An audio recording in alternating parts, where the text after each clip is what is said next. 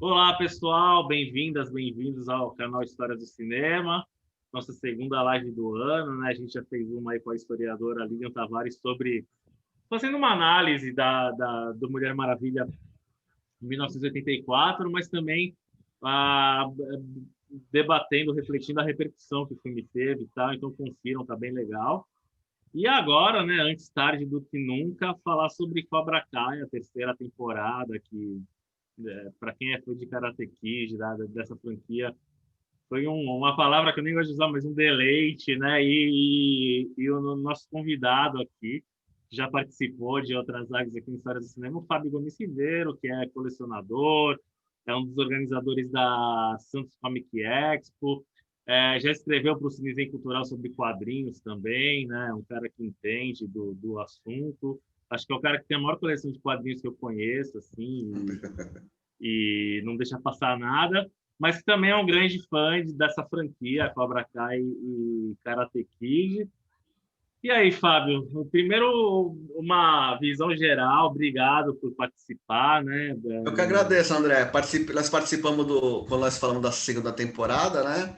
E vai virar tradição, né? Todas as 6 temporadas prometidas, nós vamos fazer live aí para comentar É, nossas impressões. eu Que apesar participei de uma no canal dos Guerreiros também, né? Do é canal da Santos Comic que Expo. tanto minha quanto sua, né? Karate Kid é uma paixão Uhum. e Cobra Kai aí veio agora pela Netflix, né? Produzida pela Netflix. A gente está ansioso.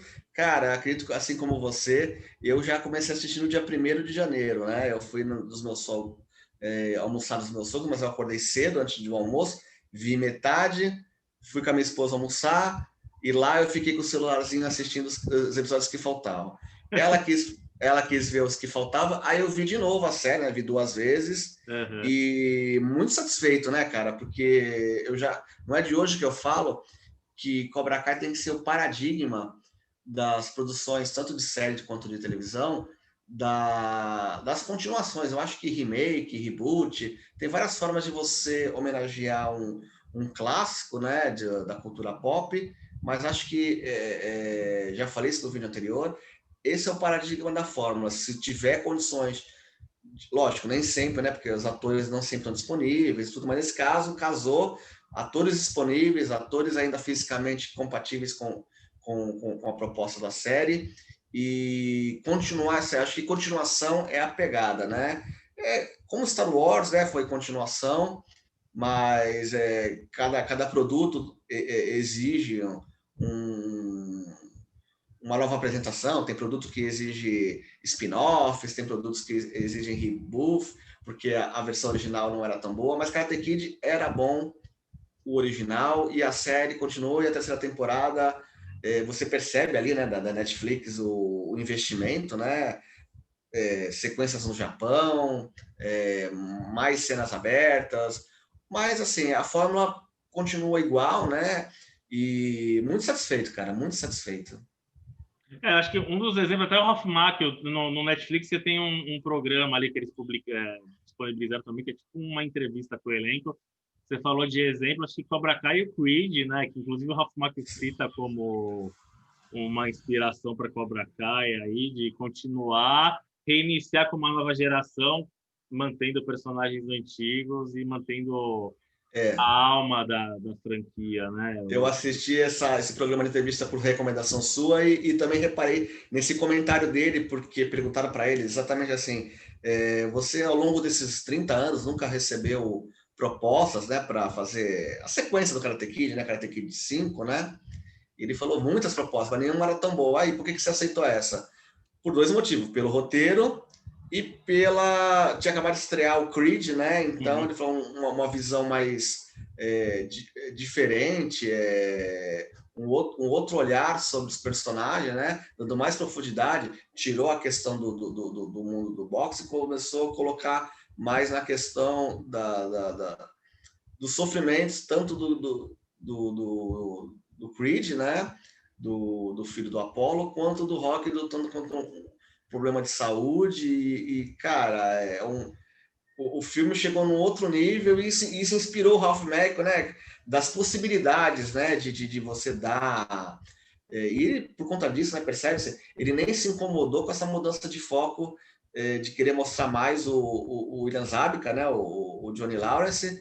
Ele cedeu esse protagonismo, né? Ele não se incomodou em ficar de lado, porque as 2 primeiras temporadas era Johnny Lawrence. Nessa terceira, traz de volta para o holofote o Daniel LaRusso ao reencontro com os personagens do filme 2 do Karate Kid. E aí desenvolveu... nós reencontramos aquele Daniel que a gente gostava. Então, achei assim, uma maturidade muito grande caramba, falei o nome do Daniel LaRusso. Ralph Macchio. O Ralph Macchio, de ceder esse protagonismo, né? Não houve estrelismo da parte dele, justamente em função de contar uma história mais humana, mais dramática, né?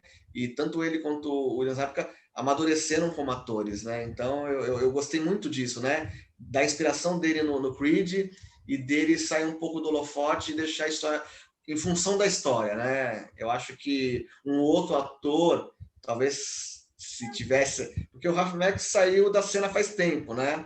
Mas talvez ele ainda tivesse dentro dele ainda um pouco de estrelismo, de sucesso passado, e exigisse para si protagonismo. Citando, por exemplo, o filme do Star Trek, a gente sabe que o William Shatner era um cara que era, às vezes, meio difícil de querer exigir sempre o protagonismo.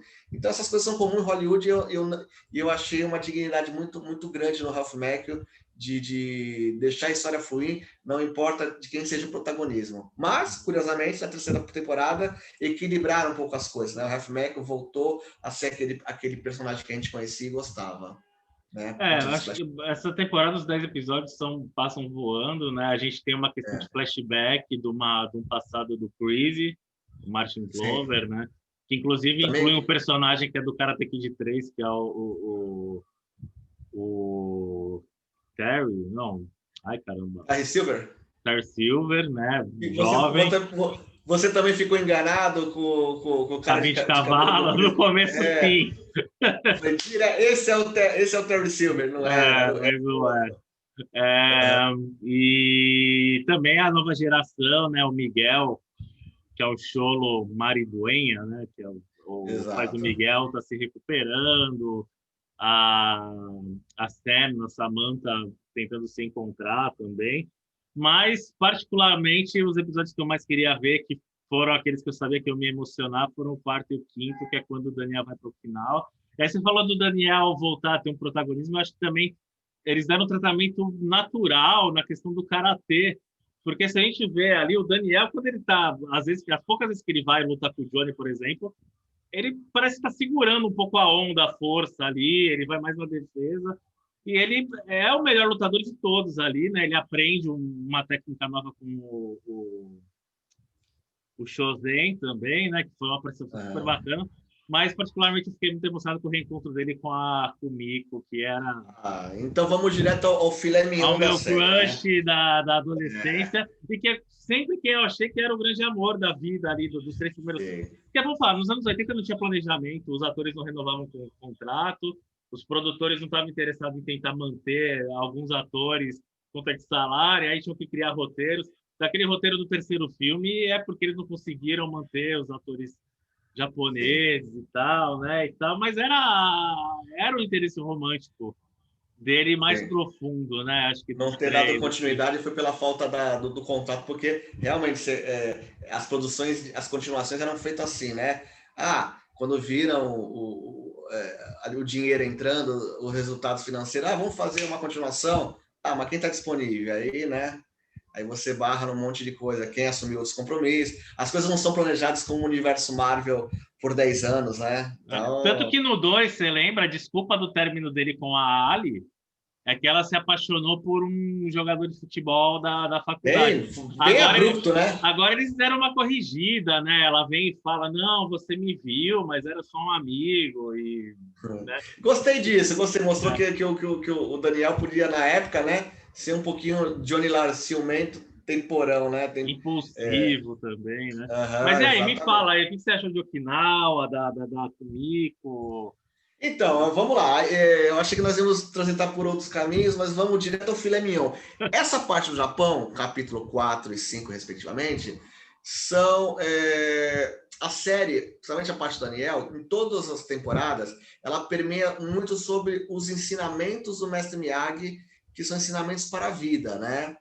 E aí você resgatar essa essência foi boa por diversos aspectos. O primeiro, que eu chorei a primeira vez que eu vi, e chorei a segunda vez que eu vi com a minha esposa, depois eu mostrei essa cena para minha mãe, lacrimejei de novo. E olha que eu não lacrimejo há muitos anos, mas essa série conseguiu. A carta, que pode contar spoiler, né? Não tem problema. Não, já com spoilers, já com spoilers. Então, assim, a carta que o mestre Miyagi deixou, falando, né, que foi exatamente do dia da semana da morte dele, ele se dizendo que se tornou praticamente um pai para o Daniel, e muito orgulhoso do homem que ele se tornou, apesar dele ser cabeça dura, e a alegria dele deixar o Daniel participar da criação da filha do Daniel, né, como se fosse um avô. Eu perdi meu pai muito cedo, né, com 12 anos, então eu senti como se meu pai tivesse escrito aquela carta para mim. Forte, bateu forte. E eu também pratiquei karatê, né, na época que meu pai estava vivo, né, e depois que ele se foi, eu praticamente abandonei, porque não via razão, porque era uma coisa que eu gostava de mostrar, para ele tinha orgulho para ele, e perdi. Então, foi um reencontro tão bonito do mestre Miyagi e eu com as minhas origens, né, que eu fiquei impressionado, e eu mostro, mas eu mostrei para outras pessoas que não têm essa ligação, também se emocionaram com a cena, né, e todo o cenário, né, a própria Kumiko, ela ser esse agente de fazer ele reencontrar essas origens, né? Muito sutil, muito delicada, muito romântica. E uma coisa assim que eu gostei muito, se você lembrar, nós especulávamos qual era o segredo do Miyagi, né? Que o trailer dava a entender, né? Que existia algo que o Miyagi escondia dele. Achavam que era tipo uma coisa de novela, né? O Shosen ser filho do Miyagi, um filho legítimo, e acabou não sendo isso. O grande segredo do Miyagi foi que o karatê também, né, serve para atacar, e aí isso representa uma vergonha da cultura japonesa de na Segunda Guerra ter se aliado aos nazistas, né? E os japoneses nunca foram assim tão nobres, né? Somente durante a Segunda Guerra Mundial foram capazes de atrocidades. E depois, quando acabou a Segunda Guerra, existe esse reforço do orgulho japonês e buscaram nas origens do orgulho do samurai honrado, e incentivando isso com a cultura pop, né, japonesa, imitando até o que eles aprenderam com os americanos, em reforçar os ideais nobres do povo americano. Os japoneses eram a mesma coisa. Então, representou isso, né? Que o mestre Miyagi do Karate Kid é o cara nobre, mas tem um passado nebuloso de usar o karatê para atacar os seus inimigos, no caso, né? Os inimigos deles eram os americanos, eram os aliados. Então, o mestre Miyagi nunca quis mostrar pro Daniel esse lado feio do karatê. Mas, né, passado os anos, né, o Shosen aprendeu e ensinou que quando você pode usar esse karatê é justamente quando o inimigo não desiste de guerrear com você mesmo, você se mostrando firme, forte e sempre, né, porque o karatê era só para se defender no primeiro filme, o segundo, a lição lá do tamborzinho era só a defesa, né? Você usa o golpe do seu inimigo, a força dele, e também o golpe final do Karate Kid 3 também era mais uma defesa, né? Você usava o golpe e o contragolpe. E esse usou o ataque, que é uma coisa que os japoneses talvez não tenham muito orgulho. Então, toda a simbologia envolvida ali, né? Fez muito sentido, né? O povo japonês é exatamente isso. Eles têm muita vergonha do que aconteceu na Segunda Guerra e recriaram reescreveram a sua história usando a honra dos samurais, né? A honra embutida nas artes marciais, para corrigir um pouquinho desse passado nebuloso. Então, é um segredo válido,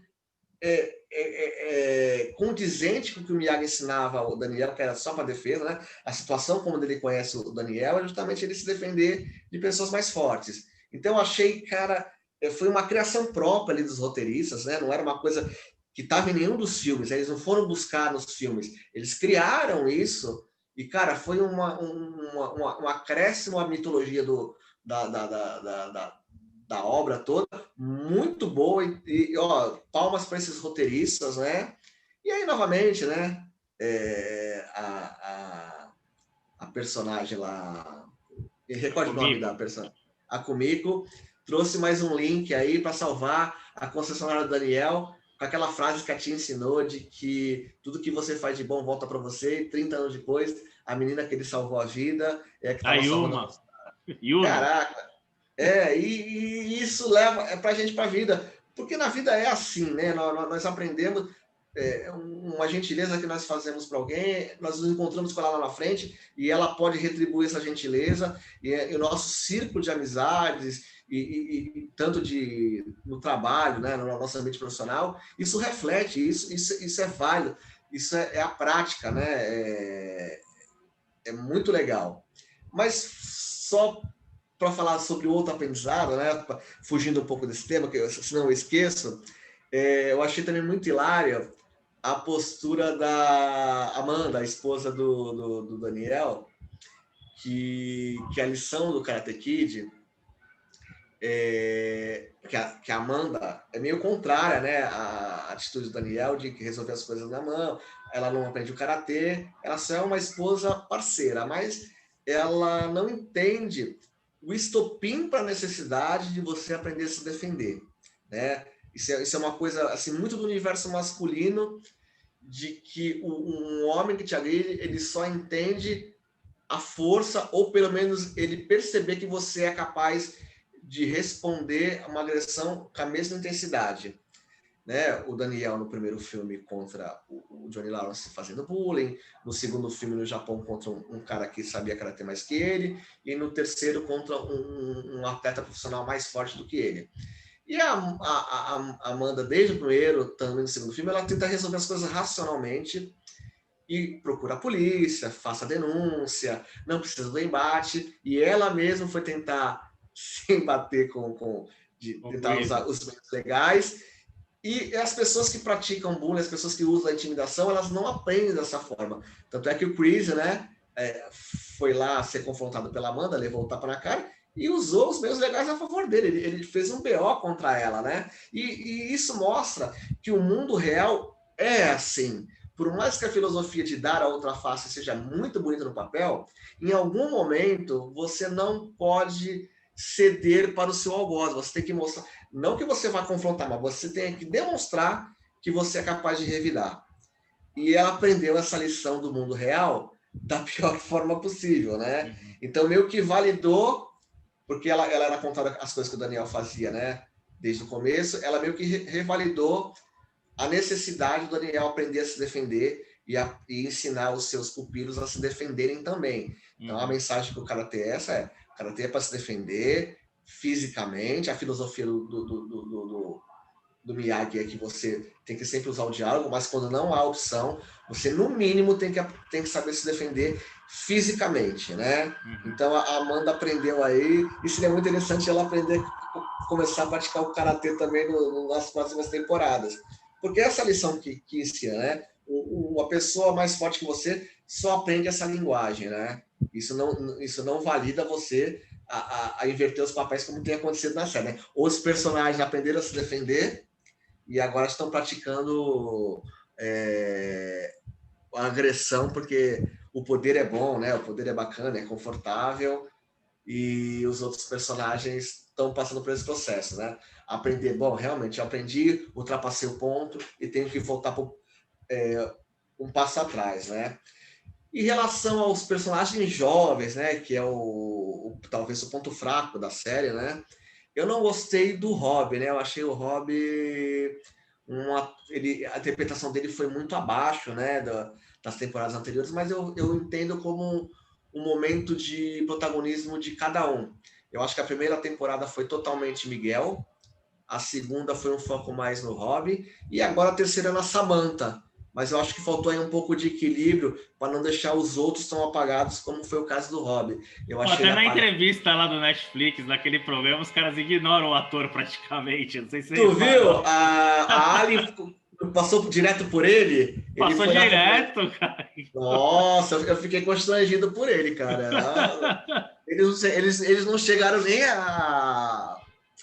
a interagir no set, né? Então eu falei, nossa, se eu achasse que eles trabalharam junto, eu achei que alguma rusga surgiu ali no set, mas acho que não, né? Acho que foi ela meio empolgadinha, falou com quem tinha que falar, o importante aqui são os apresentadores e ficou feinho, né? Ficou... A Beth Chill deu uma mancada ali feia, mas eu não, acho que não foi por maldade, mas eu acho que eles editaram o programa, eles podiam ter cortado essa gafe e deixaram para... Eu ficaria magoado, cara. Tô ali com o olho brilhando, querendo conhecer Elizabeth Chan, ela passa direto por mim, eu ia ficar sentado com a cara amarrada. Né, André?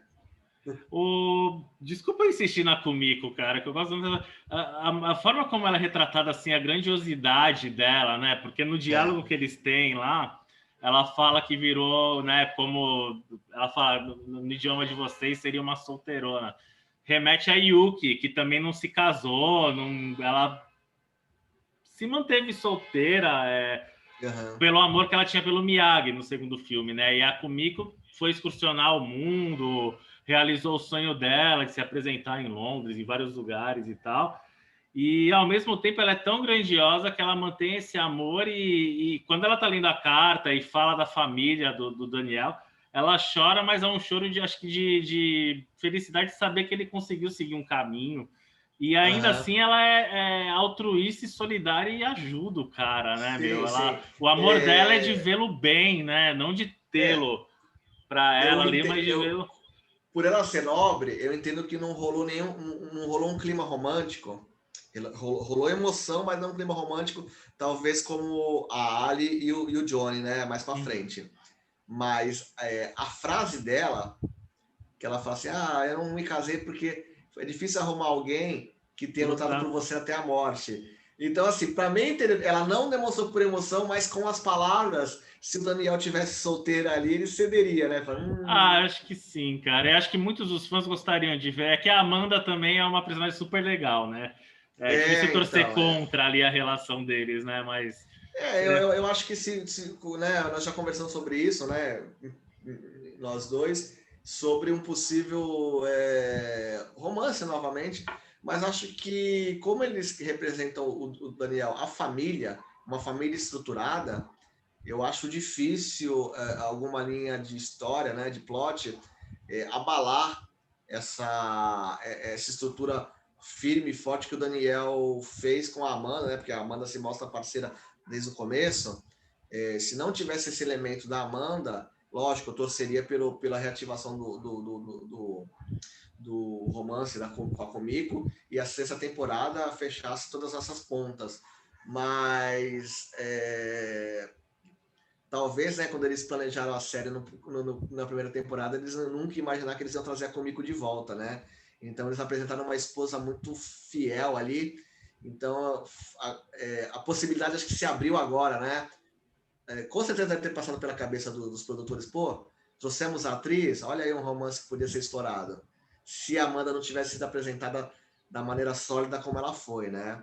Mas, cara, ela, apesar de você achar que ela tá muito igual, eu achei ela ficou muito diferente. Ela não ficou feia, a Kumiko, mas eu acho que ela mudou muito a feição, eu não a reconheci, né?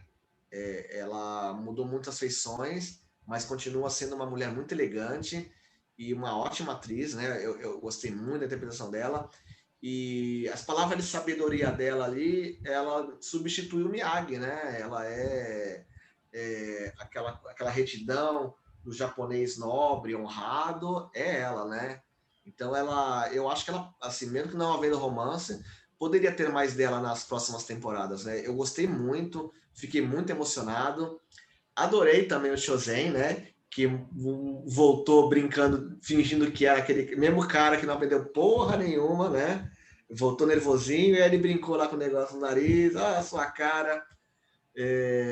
Mas eu só achei estranho, né? No final, ele ficou reticente em entregar lá o pergaminho do Segredos do Miyagi, que é uma coisa que eu acho que era natural ele já ter entregue, mas ele ficou reticente. Então ele é um cara ainda que, apesar de ter feito as pazes com o Daniel, ele ainda guarda mágoa, né, cara? Ele é é um bom personagem para explorar ainda. Ele pergunta, né, que o Daniel começa a falar da origem do clã Miyagi, aí ele fala, o seu sensei te ensinou isso. Acho que ali ele começa a ver, não, pô, esse cara também é um herdeiro do Miyagi-Do. Entendeu? Mas ele assim, mas é legal, né? Porque você percebe que ninguém é preto no branco, né? Até o Shozen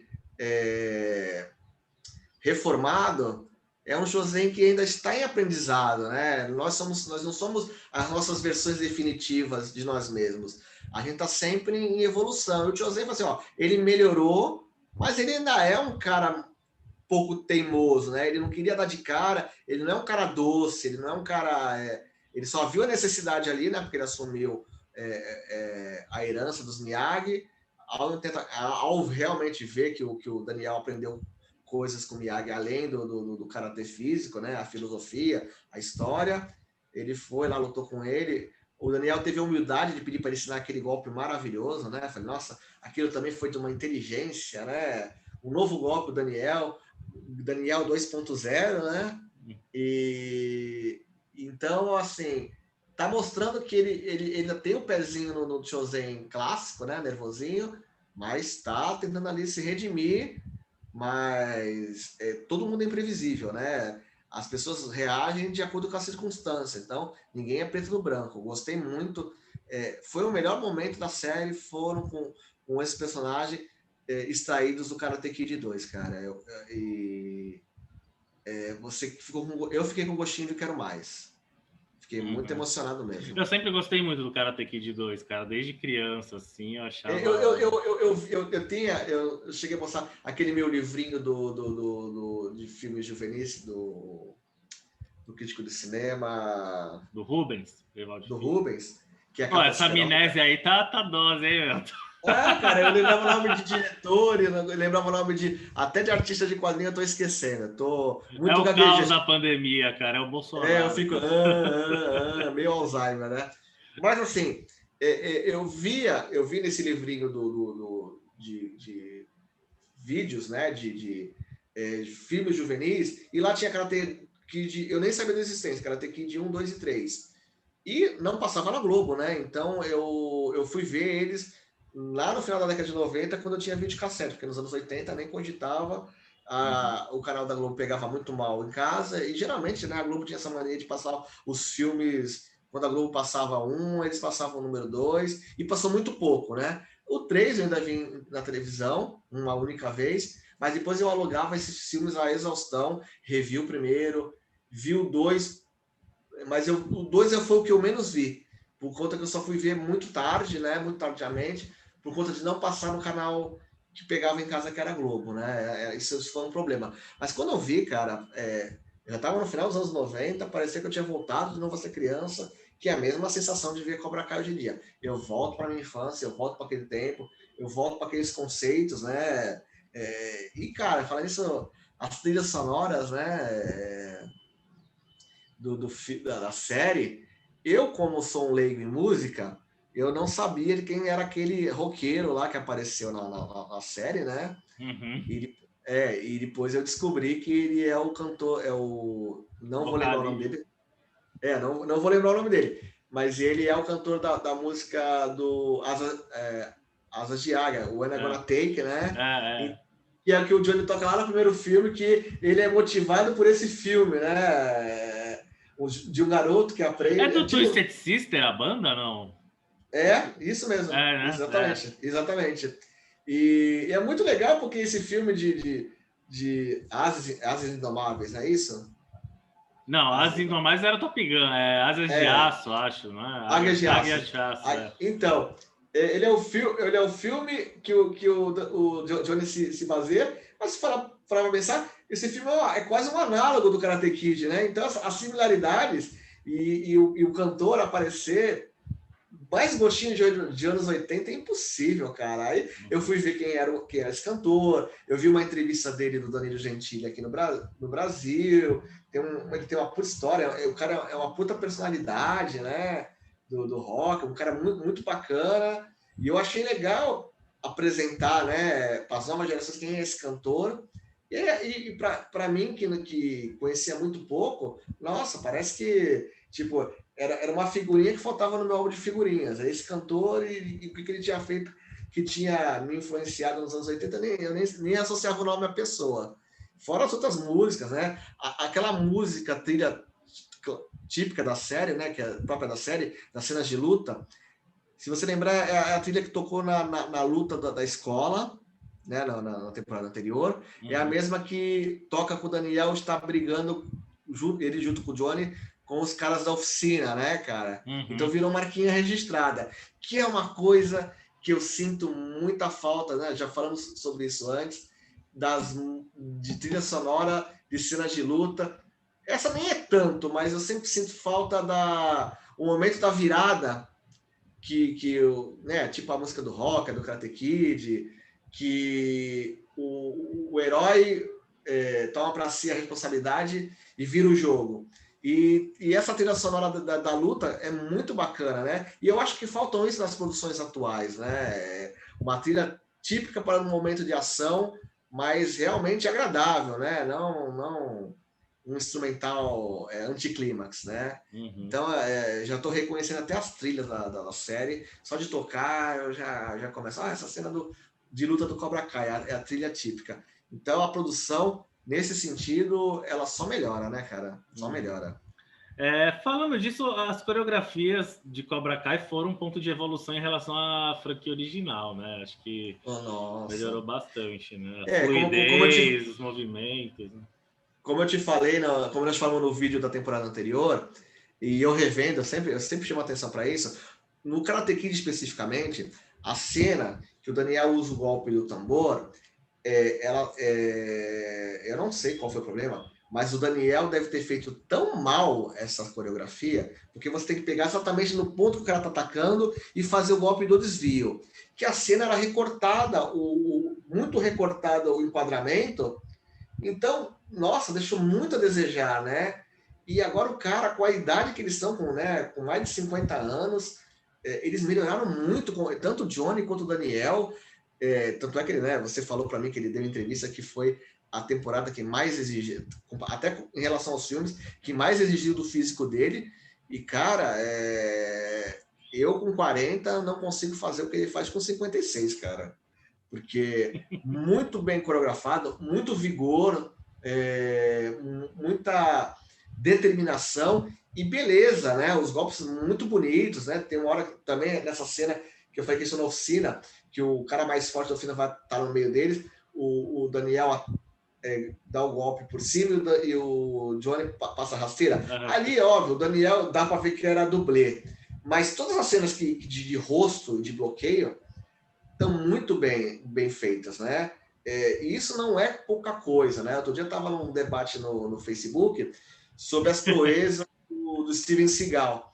O Steven Seagal fez uma arte marcial que eu também fiz, que é o Aikido, que é uma arte muito bonita, que ela é realmente só defesa, ela não tem movimento de ataque. E você percebe que o Steven Seagal é o maior picareta do cinema, se você olhar todos os filmes dele, até quando ele era jovem, nos anos 90, as cenas não enquadravam o rosto dele.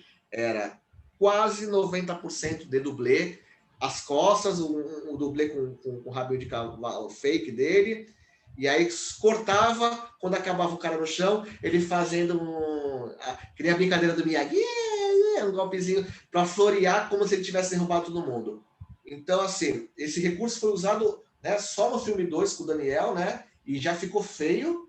Steven Seagal usou a vida toda e agora, depois de velho, ele usa mais esse recurso de dublê e não enquadrar rostos. E o Daniel LaRusso, né, o Ralph Mack e o William Zabka fazem isso com mais de 50 anos, com muito mais força, com muito mais enquadramento de rosto e muito mais movimentos sortidos do que nos anos 80 e 90, cara. Então, assim, não é pouca coisa, cara. Atores ditos que se dizem como Steven Seagal não faz metade do que eles estão fazendo, sendo que eles não são lutadores profissionais, né? O William Zabka ainda diz que ele ainda manteve o karatê depois dos filmes, já o Ralph Macchio nem tanto, né? Mas ele se adaptou. Estão vestindo a camisa, cara. Estão vestindo a camisa. É mó barato que o streaming tem possibilitado, né, cara? 30 anos depois, atores que fizeram sucesso nos anos 80, mas que ficaram... Não vou falar no ostracismo, porque nenhum deles deixou de trabalhar. A Tammany Tomita, esses dias eu estava vendo a filmografia dela, ela não parou um ano de fazer série, filme. Inclusive, ela está no Star Trek Picard, né? No Amazon Prime. Ela filmou no Brasil a continuação do Gaijin, da Tezuka Yamazaki, mas não se tornaram super estrelas. A Elizabeth Shue acho que foi a que mais se aproximou de ser uma grande estrela, foi indicada a Oscar e tal. Mas a palavra ostracismo não se aplicaria a William Zabka? Porque eu acho que ele foi o mais... assim, menos afortunado, porque já nos anos 80 ele era um típico... Fazia muito filme B, de terror. E sempre o mesmo papel, o valentão, loiro, ele sempre foi um estereótipo, né? Ele é o que alguns atores brasileiros, tipo Marcelo Novaes, né? Sempre o surfistão carioca. Entendeu? Então, e aí, 30 anos depois, os caras viram astros, né? Frequentando Comic Con, indo... E o William Zabka, ele mostrou um amadurecimento que talvez as pessoas que contratassem ele para papéis bobos, falam, nossa, se esse cara tivesse sido lapidado lá atrás, já poderia ter dado muito mais alegrias, né? Uma carreira muito mais promissora. E então esses produtores estão dando uma chance, um ator que talvez tenha, né? Acho que a palavra racismo só se aplica a ele, né? Porque ele era muito estereotipado e provou-se que de maneira injusta, porque ele realmente é um astro muito... ele faz drama muito bem, as comédias, o sarro que tira, né? A propósito, acho que quando o Miguel pede para ele mostrar fotos sem camisa, ele deve ter sugerido as fotos do portfólio dele. Eu tenho um monte de fotos do meu portfólio que a gente pode brincar com ele mesmo, né? Ele ri dele mesmo, né? Então ele mostrou fotos do portfólio dele quando ele era jovem, porque aquele portfólio mostrava o que ele era. Um cara grandão, fortão, valentão, e só servia para aqueles papéis. Então ele brinca com isso, mas por outro lado mostrando que ele é muito capaz de interpretar drama, né, e raiva e comédia, muito versátil, e justamente por isso, né, por conta deles terem surgido por conta de uma piada naquela série que eles participaram, né, de comédia. How Your Mother. Essa aí. Como eu conheci a sua mãe. E que o protagonista achava sempre que o protagonista da série Karate Kid verdadeira era o William Zabka, e aí ele e o Daniel participaram da série, né? O Daniel participava correntemente, como eles mesmos, né? Como o Ralph Macchio, e o William Zabka veio só num capítulo, e acho que dali surgiu a ideia deles fazerem a série. E eu acho que esse pessoal, né, os protagonistas da série que eles participaram, deviam fazer uma pontinha aí também no Cobra Kai, porque seria um brinde interessante para os fãs, porque foi dali que surgiu o lampejo de mostrar o outro lado da moeda, né? Uhum. Eu acho que eles podiam aparecer no 4, no 5, no 6, aí, uma pontinha besta, né? Ou qualquer coisa, porque graças a ele, de uma piada surgiu um roteiro muito bom, né? E hoje uma das séries de maior sucesso no streaming. Já era no YouTube Premium e agora no Netflix, então, né? E é legal, né? Porque essa coisa de repercutir a série, todo mundo comentando, eu não vejo desde o final do Game of Thrones, né? Talvez a única que se aproximou agora foi o Mandaloriano, né? Então, mas essas séries eventos, né? Que mexe com as nossas emoções, que faz a gente acompanhar, e depois, no dia seguinte, você comentar como se fosse uma partida de futebol, né? Você viu tal coisa, todo mundo correndo para maratonar. Cara, isso é muito bom, e espero que esses roteiristas, né? Que eu não sei o nome deles, eu acho que eles deviam ter mais destaque, né? Porque com certeza, a partir de agora, eu quero acompanhar os trabalhos deles, mas eu gostaria de vê-los trabalhando, ressuscitando também outras franquias, né? Mas acho que eles vão ter muito trabalho ainda, né? Porque são 6 temporadas, tem proposta de spin-offs, né? Tão cedo eles não largam essa franquia, mas eu fico imaginando aí eles trabalhando em outra franquia de ressuscitação de atores.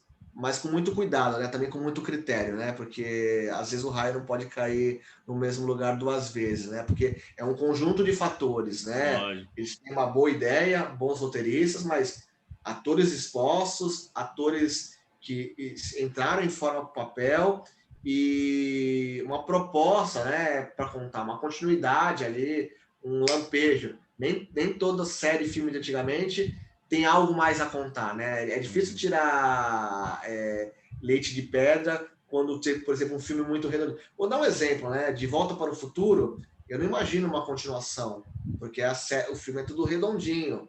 Porém, tem né? Nós já falamos no vídeo anterior, Guri seria o caso, né? Uma continuação com os filhos, ET talvez seria outra também, brincando até com aquele comercial que fizeram uma continuação, né? Então, assim, Vai ter tem o Top filme. Gun, né? Top Gun vai ter o filme novo, né? Já está em produção, né? Até. Tá pronto, tá adiado só, né? Tá... Eu estou muito curioso para saber, nesse caso, só a história é boa. Porque o Tom Cruise está ótimo, mas a questão é a história, né? Aliás, o primeiro não tinha muita história, né? Uma rivalidade só e muito superficial. Então, seria bom dar esse modelo, né? Tirar uma coisa mais simples das as caras de hoje, né? Um pouquinho mais de drama, um pouquinho mais da cara dos anos 2020, né?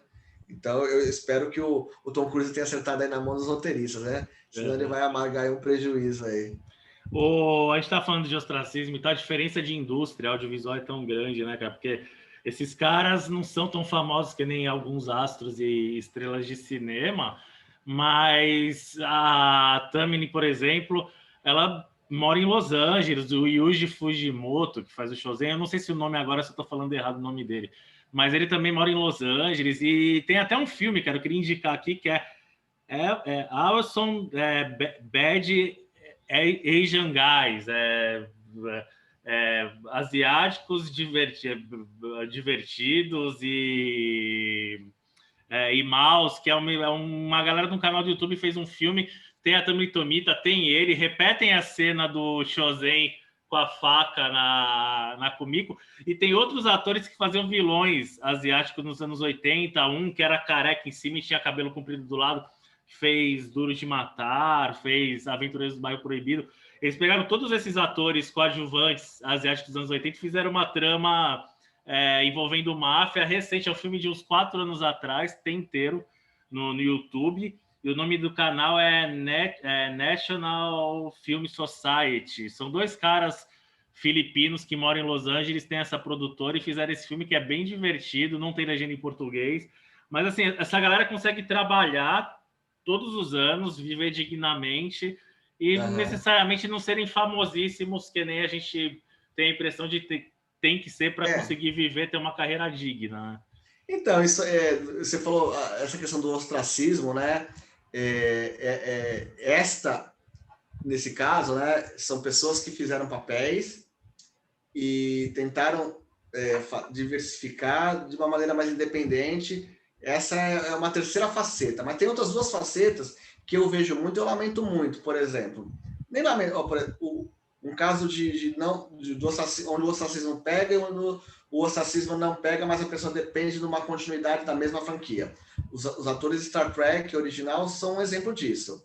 Eles fizeram a série da década de 60, participavam de convenções quando elas começaram a surgir, houve-se a continuidade dos filmes, um primeiro muito ruim, o segundo, o terceiro muito bons, e aí eles viraram estrelas desses eventos que eles participavam como atores B, e começaram a virar estrelas, mas sempre dependendo do fandom e da boa vontade dos estúdios de continuar a franquia.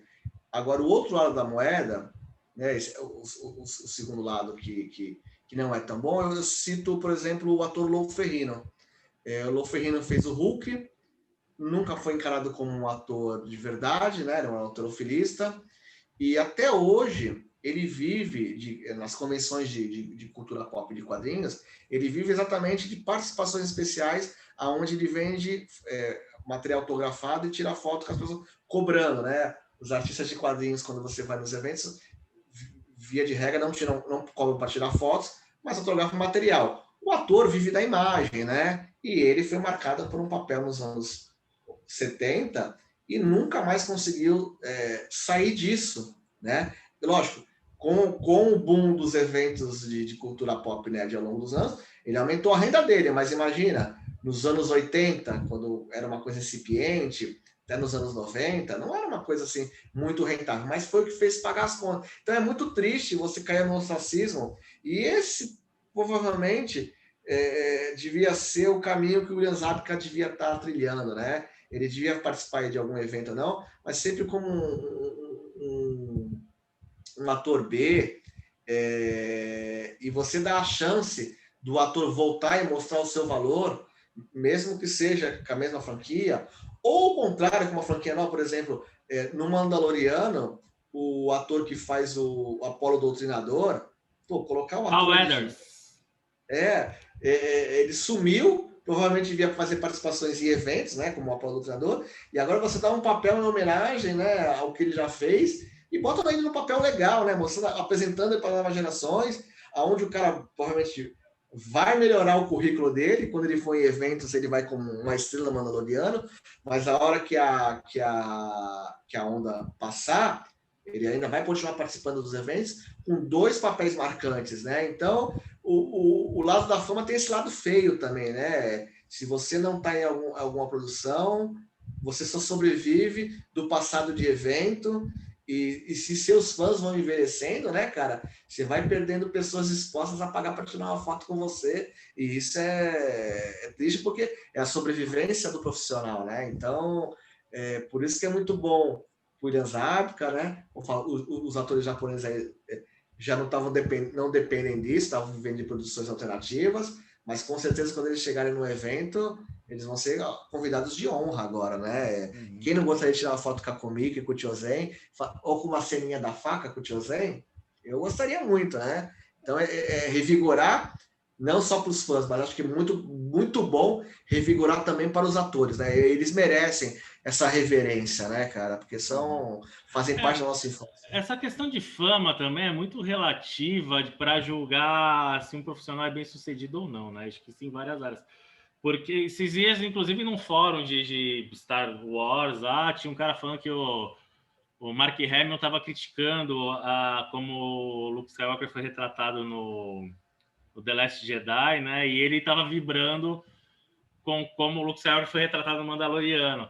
E um fã lá, jovem, falando, esse cara aí ficou no ostracismo, agora ganhou uma nova chance. E aí veio um cara responder, não, ele não ficou no ostracismo, ele foi uma das principais vozes do Coringa, fez toda uma carreira de dublador. Tem uma carreira grande como dublador. O William Shatner também, ele desenvolveu uma carreira de narrador, de apresentador de programas no Discovery e de dublador também muito extensa, né? É que eu falo do ostracismo, não, tirando o William Shatner e o Nimoy, os outros atores, né? O pessoal de apoio, que sofre mais, né? O William Shatner é uma exceção, mas realmente fica, né? Tanto é que aquele filme Galaxy Quest tira um sarro, né? Do cara ser o principal e ser convidado para outras produções, e o cara que eventualmente é o vilão, o elenco de apoio, não tem tanta oportunidades, que é o caso mesmo do Ralph Mack. Ralph Mack já tinha feito filme antes, né? Aquele filme que ele fez com outros jovens atores, que eu esqueci o nome do filme. Ele fez o Meu Primo Vini. Vida Sem Rumo? Vida Sem Rumo, do Coppola, do Coppola, eu acho. Ele fez Meu Primo Vini, que é a Marisa Tomei, que é a tia May atual. Ela ganhou o Oscar de atriz coadjuvante, né? Ele fez Betty a Feia, participou do aquele filme que ele é guitarrista também. Então, assim, ele teve muito mais oportunidades, né? Apesar de não ter feito muitas coisas depois dos anos 90, do que o William Zabka, né? O William Zabka, o vilão fica marcado, né? Por ele ser um estereótipo, né? Então, assim, como falar, é relativo, depende do papel que você fez, depende da sua base de fã. E tem artistas que lidam bem, meu. Eu tô seguindo minha carreira aqui, tô feliz fazendo o que eu tô. Tem outros que não, querem estar nos principais holofotes, né?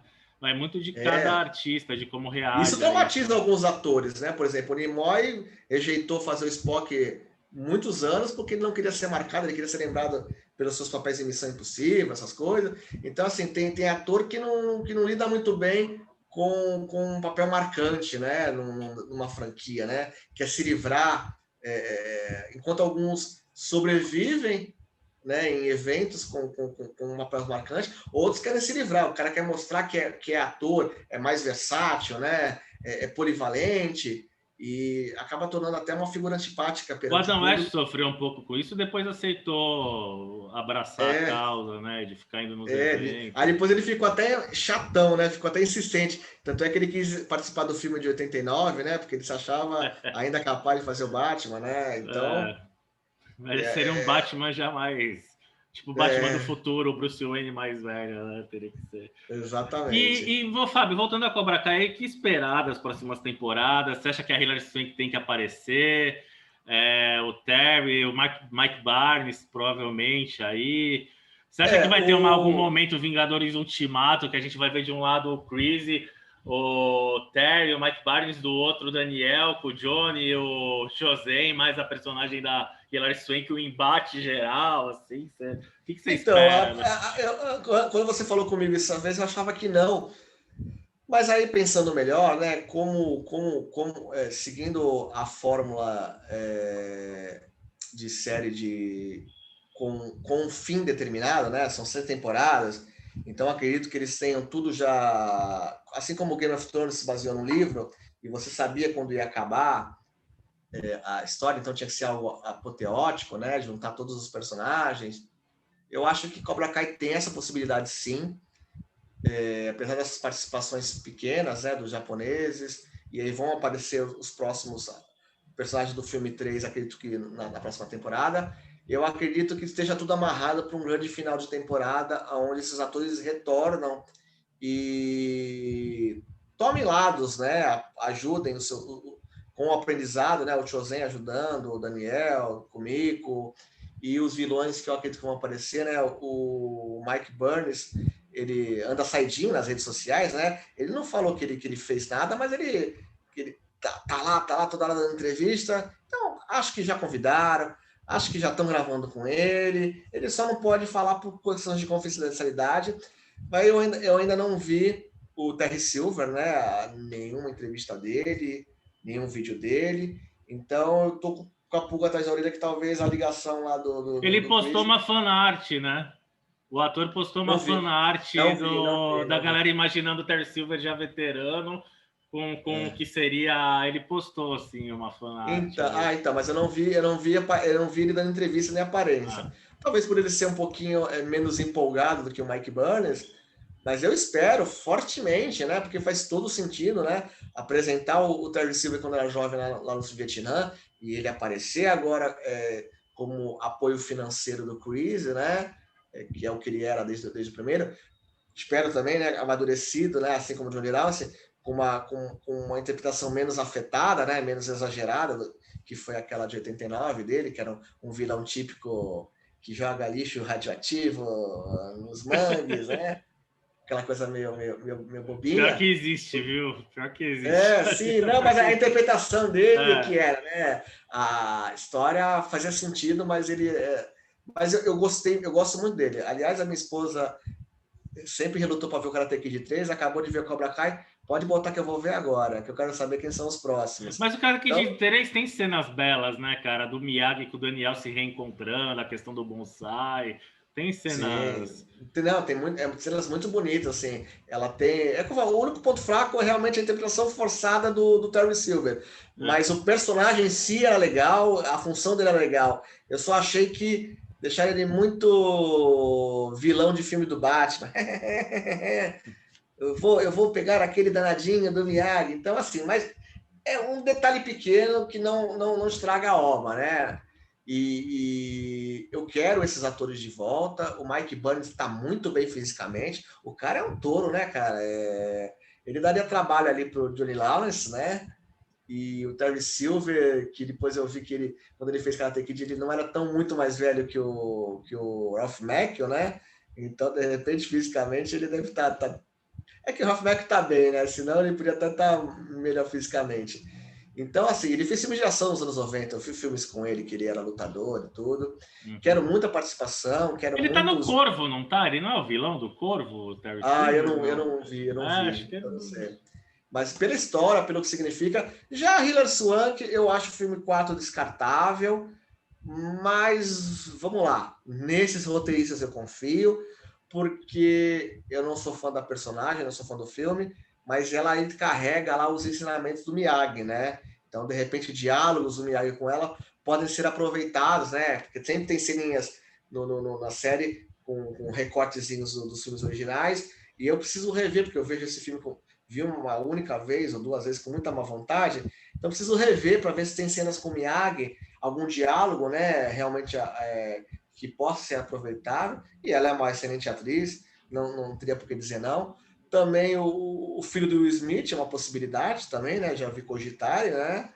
E como ele é o produtor, que ele tem parte aí na franquia. Ele comprou os direitos, né? Não sei se é totalmente dele ou parte de alguém. Uhum. Então, seria interessante também, né? Ou como uma piadinha, né? Imagina o Johnny fazendo bullying com ele. Rapaz, aprendeu que isso não é karatê, isso é kung fu. Brincar, eu acho que participações assim, tanto da Hilary Swank pequena e do Jaden Smith pequenas, eu acharia muito bem-vindas. Agora, para a grande conclusão, né, de fazer essas coisas, como você falou, Vingadores, alguns do lado de do lado da dupla Johnny e LaRusso, aí eu acho que os vilões do terceiro filme têm que estar, né? E os japoneses do segundo têm que estar nesse grande finale que será essa temporada, né?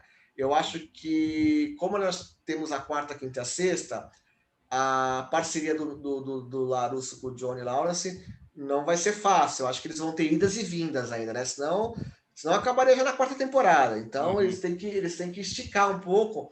Então, essa parceria deles que se anunciou para a próxima temporada, né? Os dojos se unirem, não será consolidada ainda na próxima. Eu acho que vai ter ainda uma ruptura e um reencontro necessário, até porque tem que desenvolver a história do retorno do Robbie para o lado correto.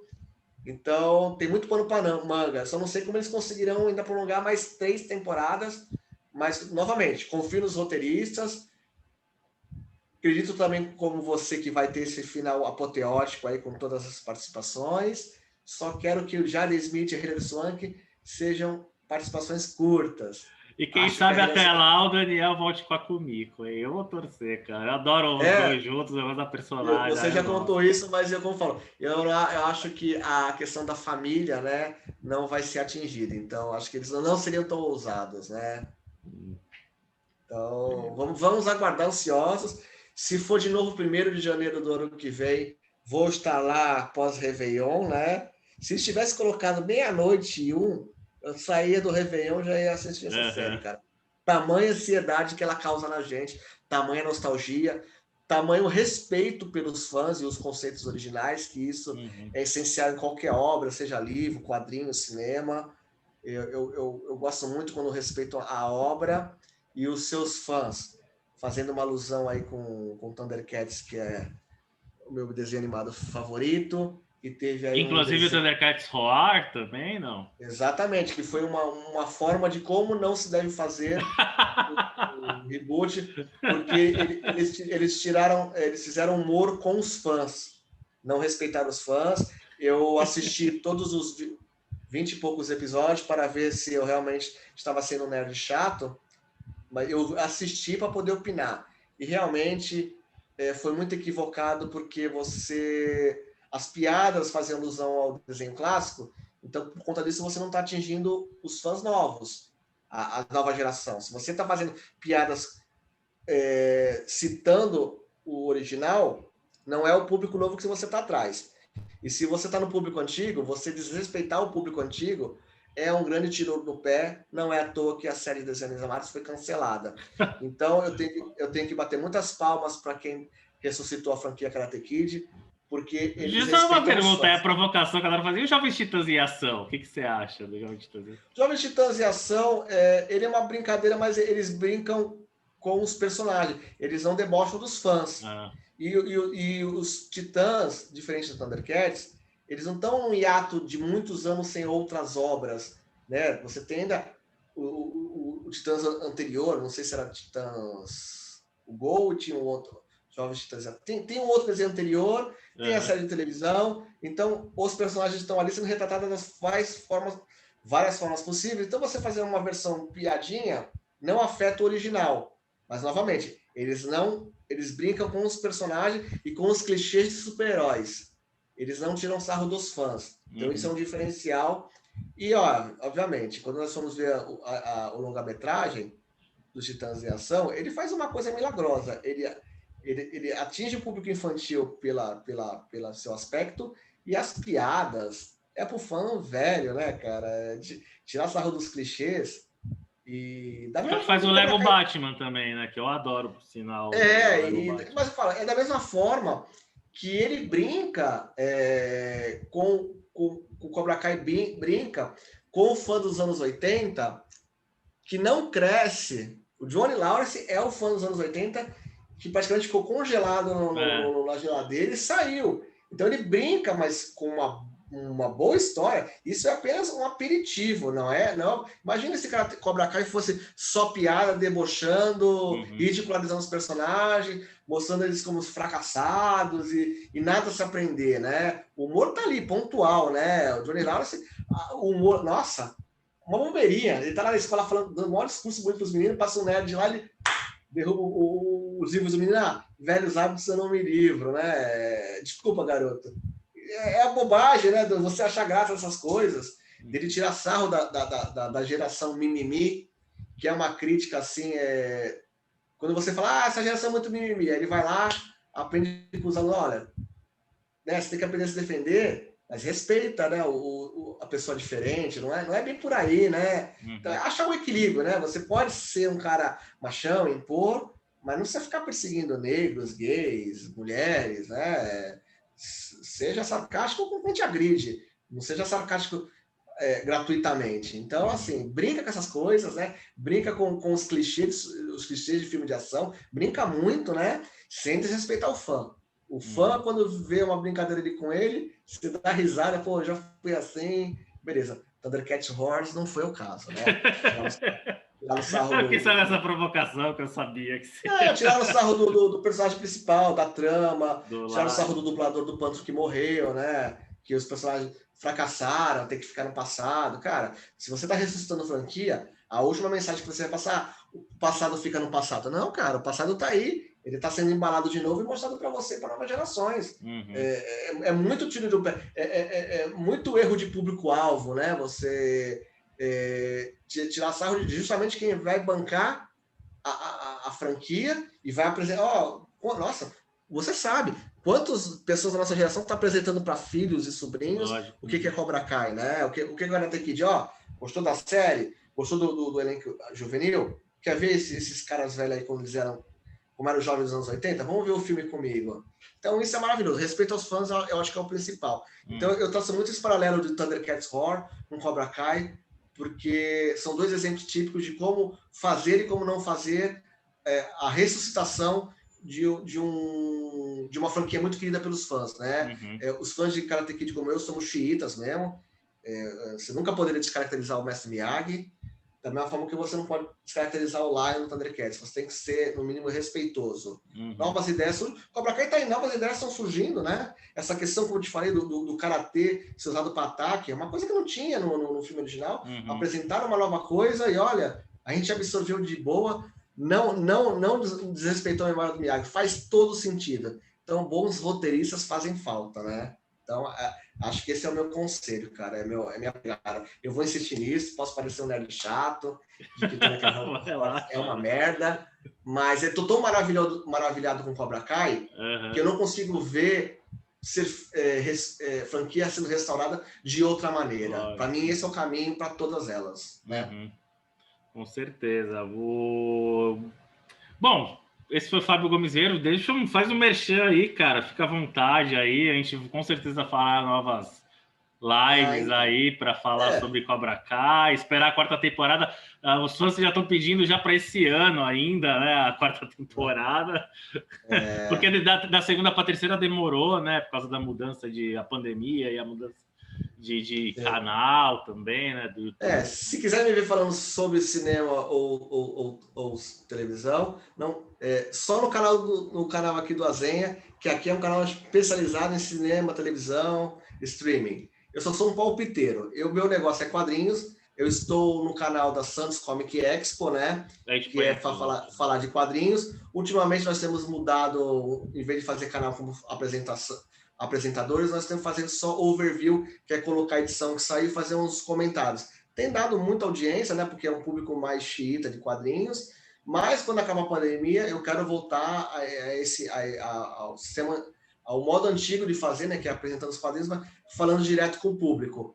Mas é só quadrinhos, né? Raramente a gente vai falar de cinema, ou só quando é um filme de super-heróis.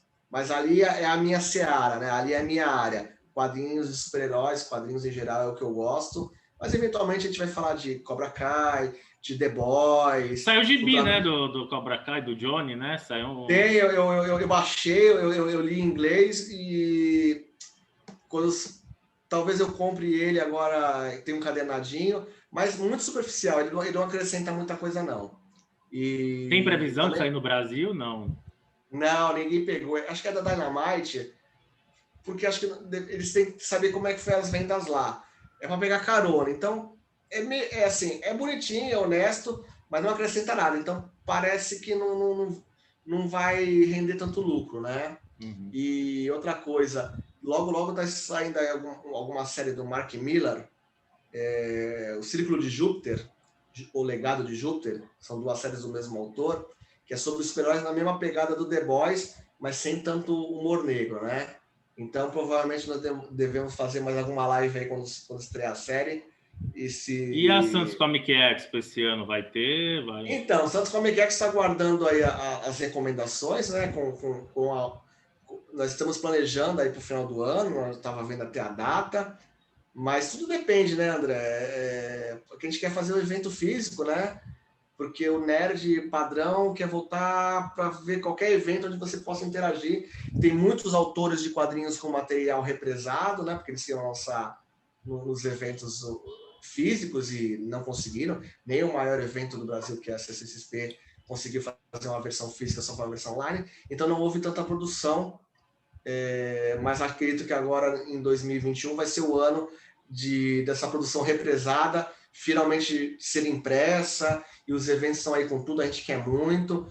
Mesmo após a vacina, os eventos, provavelmente as pessoas vão continuar de máscara, né? Uhum. Mas acho que esse ano o evento vai ter sim, e já estamos planejando, né? A Santos Comic Expo quer também entrar em outros caminhos do mundo nerd, né? Então, vai ser um retorno com alguns anúncios aí que a gente... enquanto não tiver definição, a gente não comenta, mas a gente quer fazer desdobramentos, a nossa contribuição para o mundo dos quadrinhos, seja através de eventos, seja através revelando artistas. Editora? É uma possibilidade, né, cara? Acho que todo nerd, cara, quer trabalhar ou com evento, ou com publicando, ou com nem que fosse com uma loja, cara, eu adoraria, mas assim, é muito cedo para a gente... ver, né? Mas vamos ver, né? O 2021, nova década, e quando as coisas firmarem, a gente vai sentar e pensar em fazer um desdobramento ali do evento, que a gente tem essa necessidade de agregar mais, né? Uhum. Cara, queria te agradecer mais uma vez aí, sempre disposto a conversar com a gente. É um prazer falar contigo, sempre aprendizado também. E é isso, pessoal. Esse foi o Fábio Gomes Ribeiro. Eu vou deixar todos os links aqui, Santos Comic Expo, canal e tal. Curtam, compartilhem. Mais alguma coisa, Fábio? Fora Bolsonaro? Fora Bolsonaro? Fora Bolsonaro, né? Porque isso é inevitável, né, cara? Mas ainda, olha, sinceramente, acho que nós temos ainda 2 anos dele de mandato, né?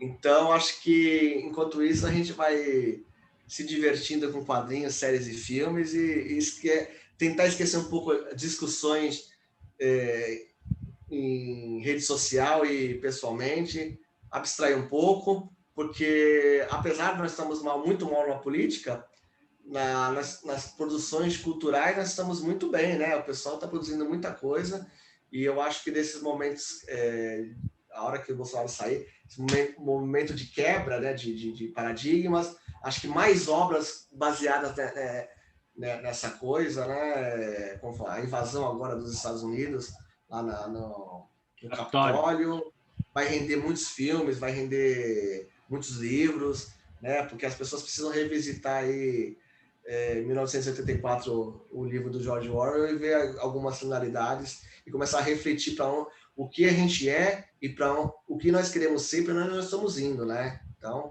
obras ficcionais servem para reflexão. Então, 2020 foi um ano para refletir, e espero que as obras saídas disso e até o final do mandato do Bolsonaro, muitas obras ficcionais nos ajudem aí a deixar esse passado para trás, esse passado nefasto de ignorância, né?